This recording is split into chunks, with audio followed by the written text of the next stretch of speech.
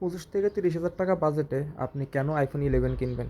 ভালো ডিসপ্লে, ভালো ক্যামেরা, নাকি ভালো পারফরমেন্সের জন্য আপনি আইফোন 11 কিনবেন? নাকি এই বাজেটে অন্যান্য অ্যান্ড্রয়েড ফোন এর থেকে বেটার পারফর্ম করে, নাকি এর থেকে ভালো হবে সব দিক থেকে, সেটা নিয়ে আজকে আলোচনা করব।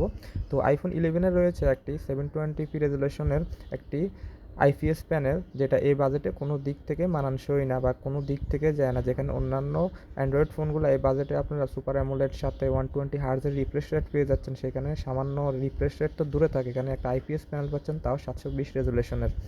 তো তারপরে যদি এই ফোনের কথা বলতে আসি, এই ফোনের সফটওয়্যার আপডেট আর আপনি হয়তো 1 বছর পাবেন।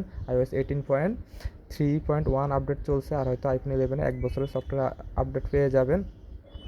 আইফোন 11 এত বছর পরে এসেও 2025 সালে আপনারা ইউজড মার্কেটে কখনো অরিজিনাল ব্যাটারি পাওয়ার চান্স নাই একেবারে। বলতে গেলে বেশিরভাগ ফোনে দেখা যায় ব্যাটারি রিপ্লেস করা বা ব্যাটারি চেঞ্জ করা বা ব্যাটারি বুস্ট করা হয়ে থাকে, যেটা ব্যাটারি পারফরমেন্স আপনাদের কোনো দিক থেকে সন্তুষ্ট করবে না।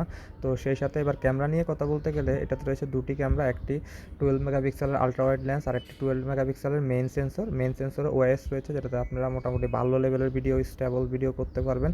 আর ক্যামেরাও দিনের বেলা সুন্দর সুন্দর ছবি ওঠে, ছবি অনেক ব্রাইট হয় আর ছবিতে ডিটেলসও ভালো থাকে।